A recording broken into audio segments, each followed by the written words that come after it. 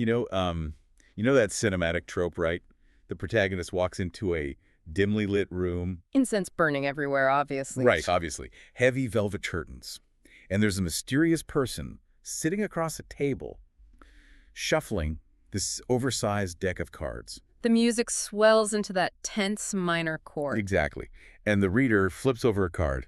It's like the skeleton with a size or the crumbling building getting struck by lightning. The classic doom cards. Yeah, and the protagonist gasps, the reader looks gravely at them, and everyone in the audience just implicitly understands that, like, something absolutely terrible is hurtling toward the main character. It is the ultimate visual shorthand for impending doom. It really is. I mean, the filmmaker never has to actually explain the lore of tarot. We see the stark, frightening art, and our amygdala just does the rest. We just panic. Right. Our brains instinctively project our deepest anxieties onto those images. It creates this completely visceral, almost biological reaction to, just pieces of printed cardboard. Which is wild. Yeah. So welcome to today's deep dive. We are unpacking something incredibly potent for you today.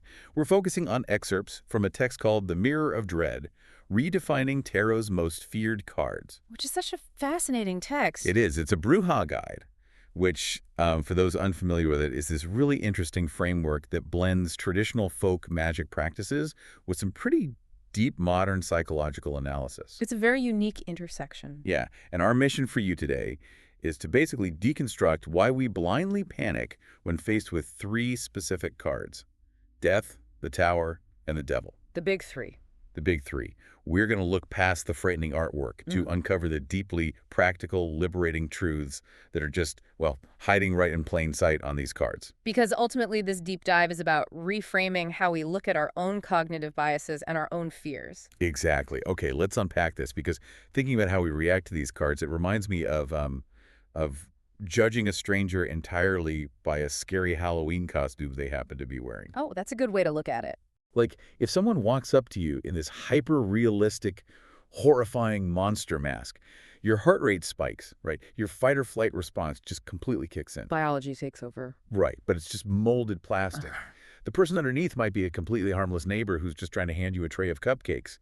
But the costume is so loud and aggressive that your brain just refuses to process the benign reality. We jump at the costume. We absolutely do. So why do we let the loud, scary art blind us to the actual message? What's fascinating here is the psychological mechanism the guide outlines to answer exactly that. The author points out that we have been so conditioned by pop culture to view these specific cards as like magical sensors predicting a terrible event. Like a weather report for your life. Right, exactly. But the text argues something fundamentally different. Tarot is not a weather report. The imagery on the card is actually a meticulously constructed argument. An argument.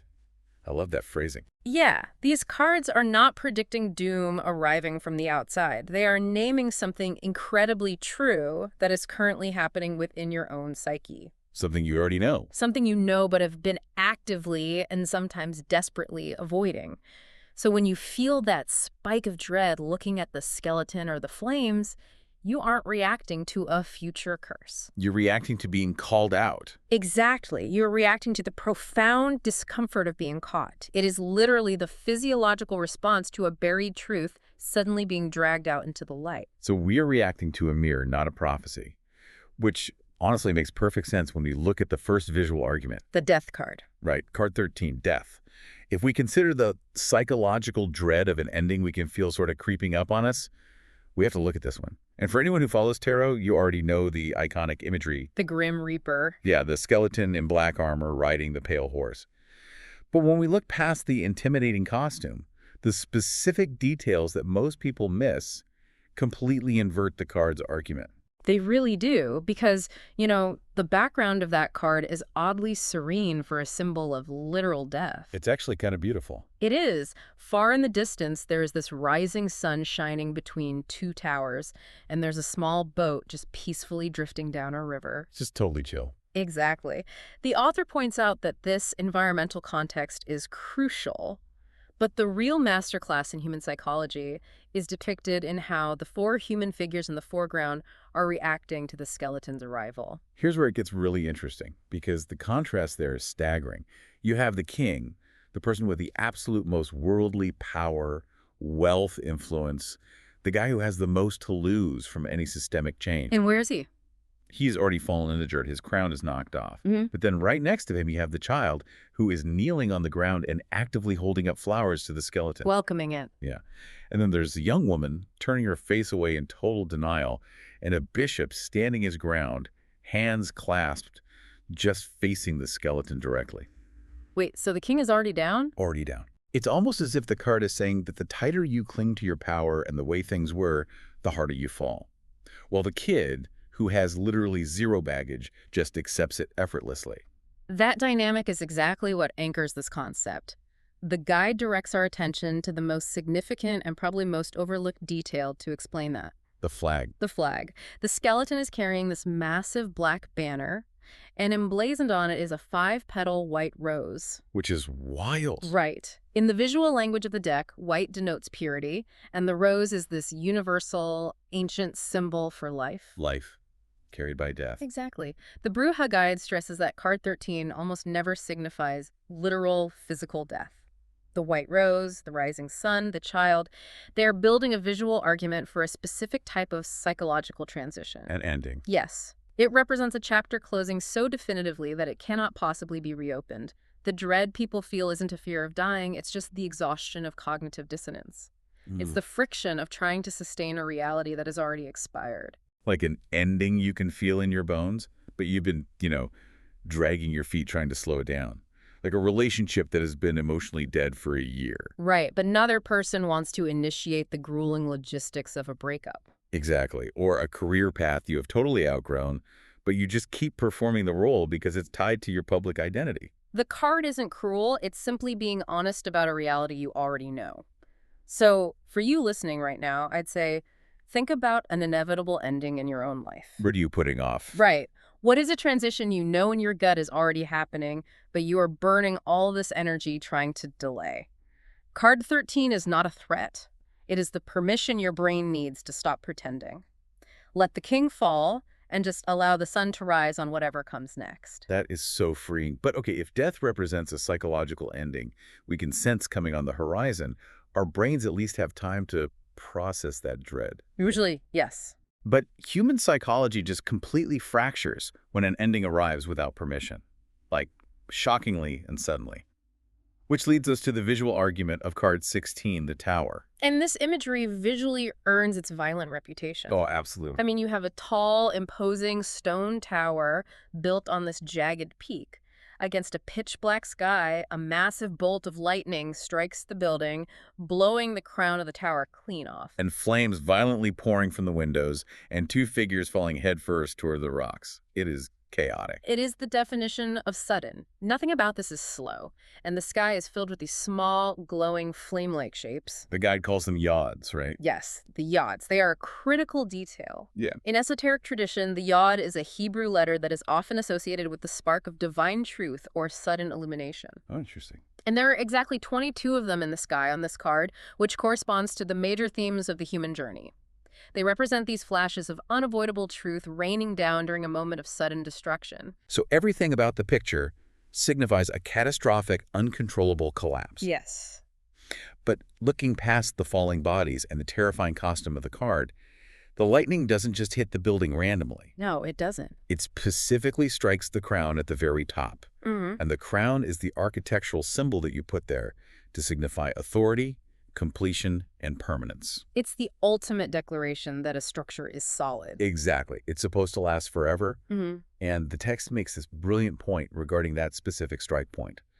The tower is not about the tragic destruction of a genuinely solid structure. If we connect this to the bigger picture, it is the collapse of something that was only ever pretending to be solid. Right. The lightning does not build the crack in the stone. The foundation was already fundamentally flawed. The sudden shock just speeds it up. It accelerates an inevitable collapse so quickly that you literally cannot prop it back up. It reminds me of walking through a Hollywood movie set. From the front, you're looking at this majestic, indestructible brick bank building. It looks deeply rooted. But then you walk around the back. Yeah, you walk around the back, and you realize there are no bricks. It's just painted plywood held up by flimsy wooden toothpicks and sandbags. It's an illusion. Right. So if a sudden storm rolls through and blows that building over, the storm didn't ruin a good building. It just knocked down a fake one. That movie set analogy perfectly captures the exhaustion the guide describes. Maintaining a false reality requires a tremendous amount of daily psychological labor. So tiring. When the tower is drawn upright, it usually lands on an area of your life you are holding together through sheer performative effort alone. Like a hollow job or a fake story you've been telling yourself. Exactly. Or the lifestyle built on debt that looks great externally, but is privately suffocating you. And when the card is reversed, it represents the slow leak, the delayed collapse where you just keep applying duct tape to those wooden toothpicks because you are so afraid of the storm. The real shock of the tower isn't the physical falling. It is the terrifying realization that you already knew the foundation was rotten. We fear this card because it does not negotiate. It instantly clears out what wasn't going to hold anyway. It does you a massive favor. So for the listener, this is a challenge to examine where you are currently guarding the front of the movie set. Right. Where are you propping up an arrangement or a belief through sheer effort alone? Because the truth eventually comes for the things that aren't real, no matter how heavy a crown we put on top of them. Okay, so the tower destroys the external structures we falsely believe in. Yeah. But that forces an even more difficult psychological It's question. the internal truth. Right. What happens when we know a structure is bad, we know the foundation is toxic, yet we willingly choose to stay inside it? And that takes us to the final feared card. Card 15, the devil, which is, visually, designed to make you think of absolute evil. It is pure malevolence on the surface. You have this massive, looming horned figure. It's part goat, part bat with wings. It's crouching on a heavy stone block. And it holds a torch pointing downward. Yes, symbolizing the inversion of enlightenment. And there's this strange sign on its forehead. But below it, chained to the front of the block by their necks, are a man and a woman. And they look completely caught.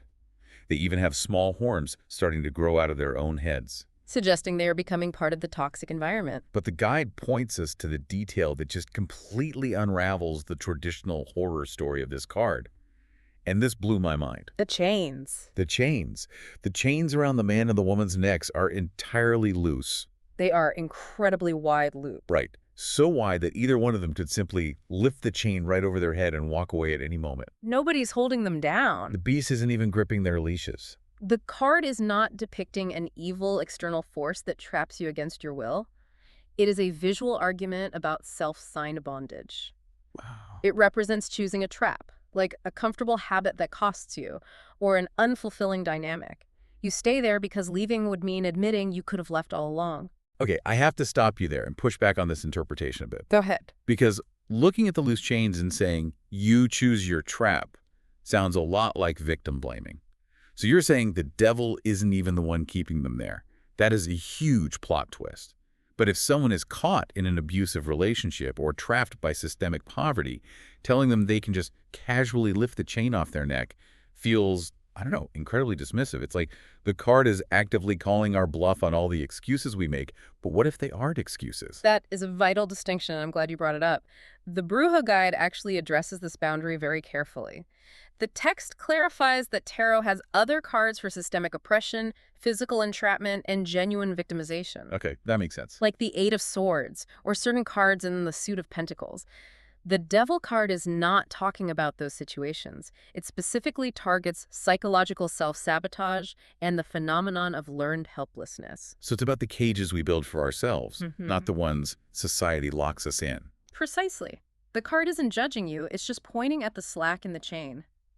It appears around the pattern or the relationship you complain to your friends about as being impossible to leave, while you are actively ignoring the open door. The golden handcuff. Exactly. The job you hate but stay at to fund a lifestyle you refuse to downsize. The lock was never locked. The dread you feel looking at the devil is simply the fear of seeing that the door has always been wide open. That reframes the entire concept of evil in this context. The monster isn't keeping them there.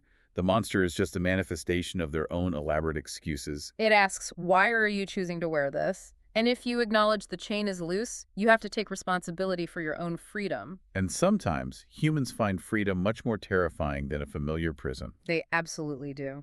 So laying all three of these visual arguments out, a really clear unifying thread emerges regarding why these images are so universally feared and how they are manipulated by those who read them. The thread is that their pictures are loud, but they are not curses. They are mirrors. Mirrors of dread. Right. Death shows you the ending you already feel in your gut.